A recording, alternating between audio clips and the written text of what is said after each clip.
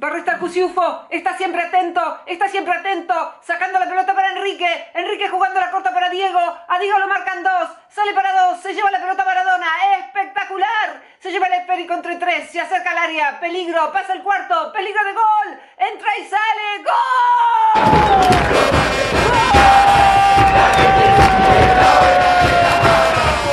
Nuestra especie tiene una extraña historia de amor con los deportes. En todas las culturas hay y hubo deportes. Pero ese amor parece provenir más de los varones. Van más a la cancha, a ver básquet, a ver partidos de tenis. Por supuesto, hay muchos hombres a los que el deporte los deja completamente indiferente. Pero si comparamos el interés de los hombres y de las mujeres por el deporte, el de ellos es predominante. Aunque las niñas y las mujeres en muchas culturas participan con avidez en los deportes, en todo el mundo hay más hombres que practican deportes y más hombres que pagan entradas para ver deporte. En el activismo de género, esto suele ser interpretado como 1. Falta de oportunidades para las mujeres. 2. Reproducción de estereotipos. En este video vamos a tratar de investigar el tema desde una perspectiva evolucionista. Me voy a basar en un par de artículos, pero sobre todo en uno que investigó cómo y cuánto practican deportes hombres y mujeres en más de 50 culturas de los 5 continentes.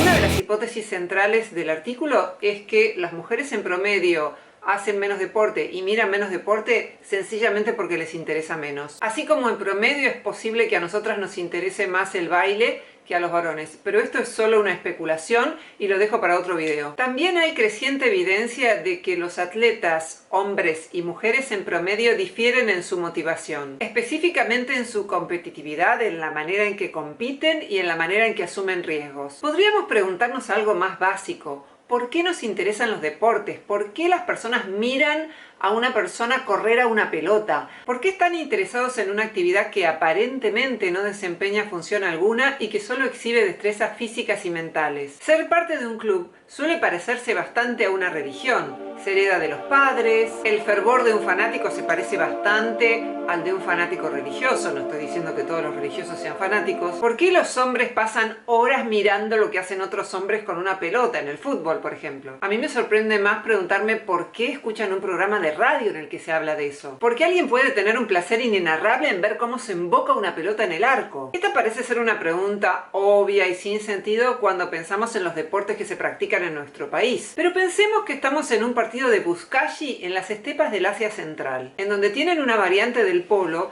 en donde las personas están subidas a un caballo y toman la cabeza sin vida de un ternero y la lanzan lejos. ¿Cómo es que se toman tan en serio su pasatiempo nacional? Los espectadores van a verlo incluso cuando nieva o cuando llovizna. Usar el cuerpo de un animal de esta manera nos puede parecer inhumano e incivilizado, pero lo cierto es que hacemos prácticamente lo mismo con nuestros juegos de pelota, solo que tenemos varios pasos más de procesamiento hasta dar con la pelota terminada. A ellos el fútbol o el tenis les debe parecer tan exótico como a nosotros el buzkashi.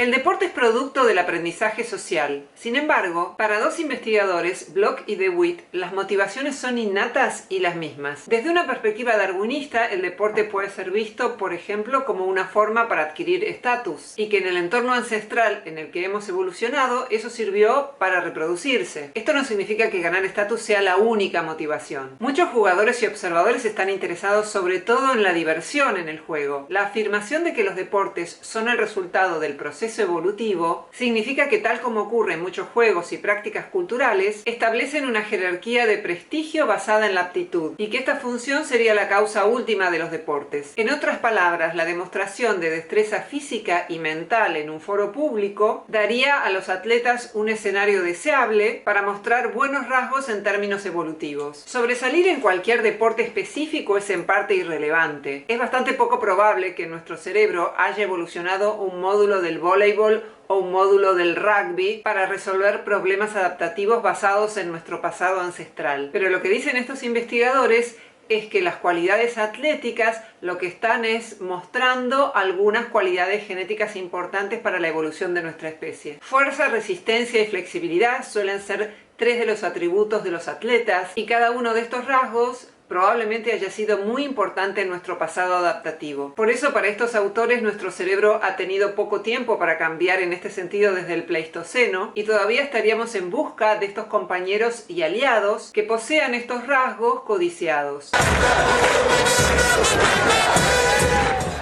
Un estudio que se hizo en Francia en el 2004 con estudiantes universitarios mostró que los atletas tenían más parejas casuales y más duraderas que los no atletas. Deberíamos tomar este estudio con pinzas de todas maneras porque estuvo basado en el autorreporte. Les preguntaban cuántas parejas casuales y duraderas tuvo y tal vez podrían haber inflado la cifra. El autorreporte no es lo más confiable en ciencia. Sin embargo, otros estudios siguen en esta línea. Por ejemplo, uno de Nitl y colegas muestra que las clasificaciones de los jugadores entre 20 y 30 años bajaron notablemente cuando se casaron, si las comparamos con las clasificaciones de quienes permanecieron solteros. Pareciera, dicen los investigadores, que esto respondiera a una estrategia adaptativa de dedicar menos tiempo a la competencia y más a la vida matrimonial. Es decir, la motivación de los recién casados por ganar disminuyó, supuestamente porque anunciar su valor genético a través del tenis ya les había dado sus frutos en una pareja reproductiva de alto valor y a largo plazo. Como sabemos por los escándalos de Tiger Woods, muchos deportistas casados buscan experiencias extramatrimoniales. Lo que hay es una caída estadísticamente mensurable del rendimiento. No es que desaparece por completo el rendimiento. Los investigadores coinciden con lo que dice el psicólogo evolucionista Jeffrey Miller,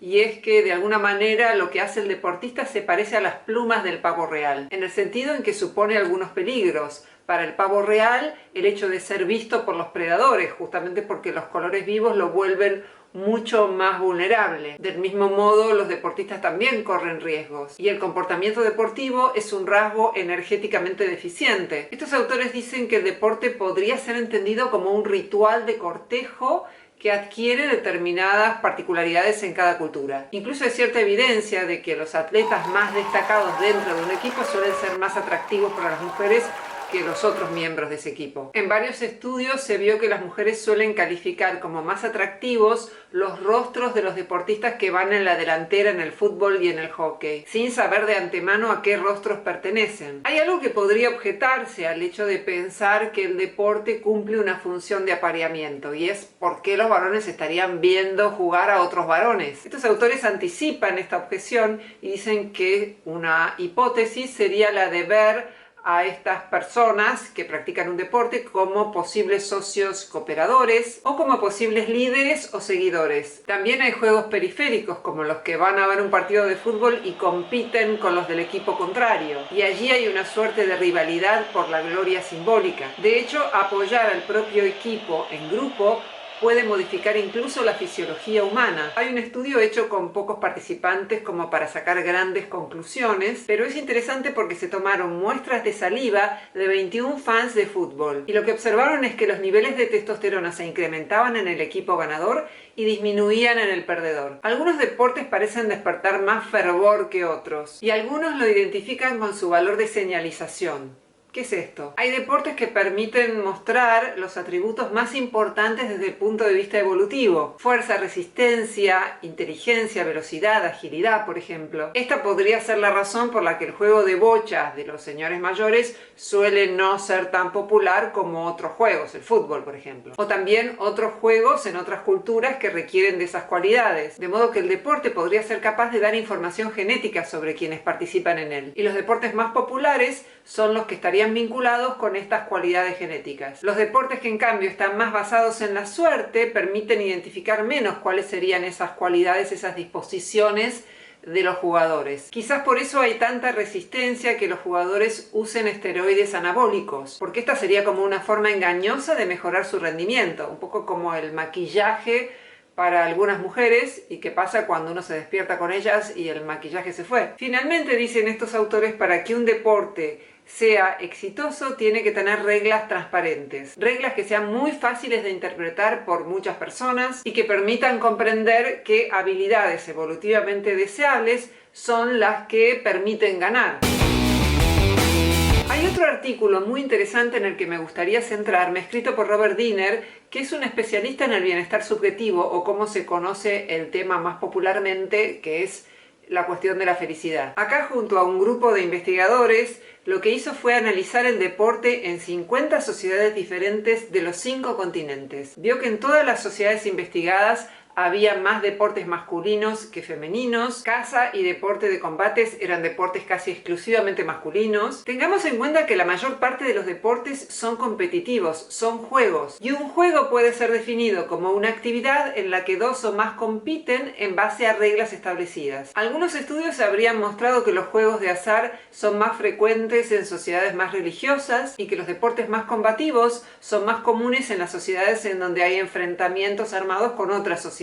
Focalizaron en las destrezas físicas y en los deportes entendidos como juegos porque son la mayoría de los deportes. La mayoría de los deportes son competitivos y son juegos. Y además se focalizaron en estos deportes porque son los que permiten hacer mejores predicciones sobre lo que ocurre con las mujeres y los hombres. ¿Cómo se trabaja en este tipo de investigaciones? Se formulan hipótesis y después se testean viendo cuáles son las costumbres de cada sociedad. No es que especulan meramente en el aire, como muchos creen que hace la investigación de perspectiva evolucionista. Lo que hacen es, como en ciencia ocurre habitualmente, establecer hipótesis y luego testearlas con la base empírica. Lo que observaron es que los juegos competitivos para hombres estaban en el 60% de las sociedades, mientras que los juegos competitivos para mujeres estaban en el 30% de las sociedades. En este trabajo aparecen distintas hipótesis sobre las diversas funciones que podría cumplir el deporte. Ya nos referimos a la primera función de la que ellos hablan, que es la del cortejo. También hacen referencia a otra función de la que hablamos y es la de la competencia por el estatus. Y lo que hacen los deportes en este sentido es reemplazar a las competencias reales, me refiero a las de contacto físico, y saber también cuáles son las cualidades de quienes participan de esas competencias. Otra función que podrían tener los deportes es la de entrenar ciertas habilidades que son necesarias para competir con otros grupos, incluso cuando es necesario hacerlo en estas sociedades en términos físicos, y también porque cultivan habilidades necesarias para la caza. A lo largo de nuestra historia evolutiva, más hombres que mujeres se han enfrentado en luchas tribales o nacionales. Y también más hombres que mujeres han realizado alianzas para la caza destinadas a obtener alimentos. Esta historia está muy vinculada con el dimorfismo entre machos y hembras. Son variaciones en la fisonomía externa. Los machos son más altos y más grandes en promedio, lo que revela, según un cuerpo muy voluminoso de evidencia, que los machos han luchado por las hembras, que han sido un poco más selectivas, especialmente porque realizan una mayor inversión parental. Y el de mayor fuerza física, el de mayor estatus, ha sido el que ha podido dominar tradicionalmente más territorios y tener a su disposición a más hembras. Por otra parte, en todas las culturas estudiadas, los niños desarrollan juegos más violentos que las niñas.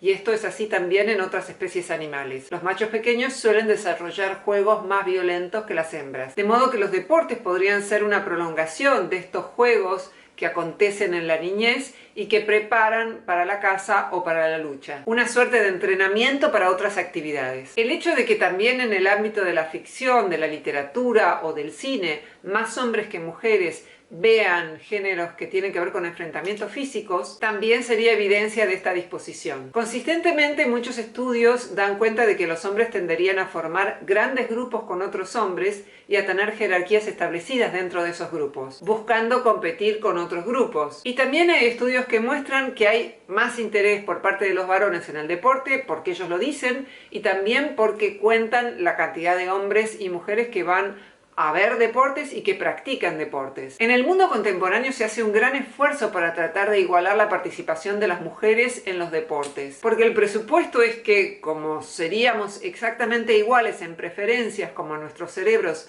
serían exactamente iguales, entonces deberíamos interesarnos por el fútbol, digamos, tanto como ellos. Sin embargo, nunca suelen mirarse cuáles son las actividades que les interesan más a las mujeres que a los varones.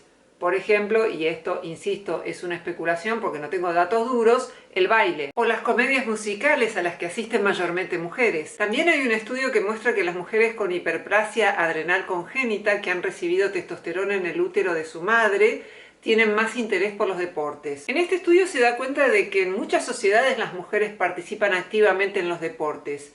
El tema es que en estas sociedades y en la mayoría de las sociedades hay mayor participación masculina en los deportes. Aunque hay deportes que no son directamente cazar, comprometen habilidades que estaban presentes en la caza. Por ejemplo, en el béisbol, correr, lanzar por encima de la cabeza y rastrear proyectiles. Otra buena predicción que hicieron los investigadores es que habría más deportes masculinos de contacto físico, porque hasta hace poco en nuestra civilización los enfrentamientos eran cuerpo a cuerpo. Si los deportes funcionan como rituales de cortejo y como competencias físicas, entonces se podría esperar que las mujeres participaran más en el deporte allí donde tienen que competir más con otras mujeres por la atención de los hombres. El punto es que la competencia entre mujeres suele darse más por el atractivo físico que por sus destrezas físicas. Y de hecho, practicar deportes está asociado con un mayor sex appeal para los varones y no para las mujeres. Lo que no significa, para que no me malinterpreten, que las mujeres deportistas no tengan sex appeal. Dinner y colegas documentaron 248 deportes en los que se conocía el sexo de los participantes. De estos 248 deportes, hombres y mujeres participaban en 37. En 198 de estos deportes participaban solo varones y solo mujeres en 13 deportes de 248. Recuerdo que estamos hablando de 50 culturas distintas en los 5 continentes, no de un estudio hecho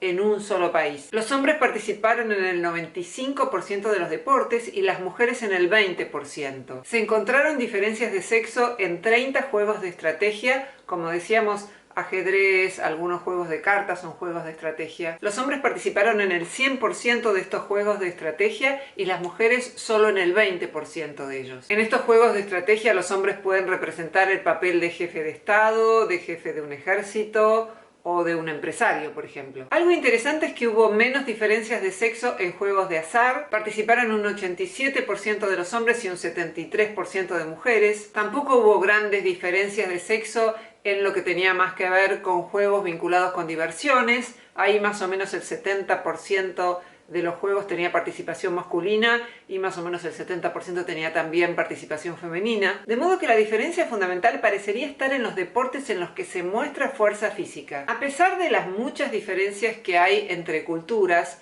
las sociedades humanas tienen algunas características comunes, es lo que se llaman universales. Por ejemplo, en la mayor parte de las sociedades las mujeres se ocupan más de los niños que los hombres y los hombres están más comprometidos en confrontaciones físicas con otros hombres. ¿Podría ser la participación masculina en el deporte otro universal? Los resultados de este y otros artículos, pero particularmente de este, parecerían ser muy contundentes en relación a esta hipótesis. Las diferencias parecen ser muy fuertes en los deportes de caza y de combate. Las mujeres no participaron en estas 50 culturas en ningún deporte vinculado con la caza y solo en 2 vinculados con enfrentamientos. Entre los aymaras, los niños y las niñas se identificaron como luchadores frecuentes, pero sin reglas formalizadas. Entre los chukchi, las mujeres luchan, pero con menos rituales y preparación que los hombres. Podría ocurrir que las mujeres no participaran tanto en los deportes porque no tienen tiempo, pero los estudios realizados en las sociedades contemporáneas muestran que los hombres tienen más interés por participar, por mirar y por sobresalir en los deportes. Y entre los jóvenes, que suelen tener más tiempo para ver televisión, son más los varones que las mujeres los que están horas y horas mirando deportes en la tele. Otro estudio mostró que aunque no existe una diferencia de tiempo dedicado a actividades físicas no competitivas, cuando se trata de deportes, de juegos competitivos, ahí sí hay una gran diferencia entre hombres y mujeres. Y los hombres participan 3 veces más que las mujeres en los deportes. Otra objeción es que podría ocurrir que los padres no lleven tanto a las niñas como a los niños a practicar un deporte competitivo. Pero también puede pensarse que esos padres los llevan porque los niños se lo piden y las niñas piden otras cosas. Por ejemplo, que las lleven a estudiar danza. Otro factor que se sabe que contribuye al mayor interés por parte de los varones en el deporte es su mayor exposición a los andrógenos en el útero de su madre. Los juegos competitivos de mujeres en la adolescencia tienen lugar en sociedades en donde hay más competencia femenina en general. De modo que cuando se sostiene que las mujeres no participan más en el fútbol por alguna suerte de exclusión estructural, habría que tener en cuenta el resultado de todos estos estudios porque tal vez podríamos estar ante preferencias diversas y no necesariamente ante un caso de sexismo o de discriminación. Terminó el video, está siempre atenta, sacando el argumento para Sara proclamando ley de cupos, a Roxana la marca 1000 para que no avance, se lleva la pelota Roxana, se lleva el esférico entre 3, se acerca al área, peligro, pasa el cuarto, peligro de gol, entra y sigue, ¡gol!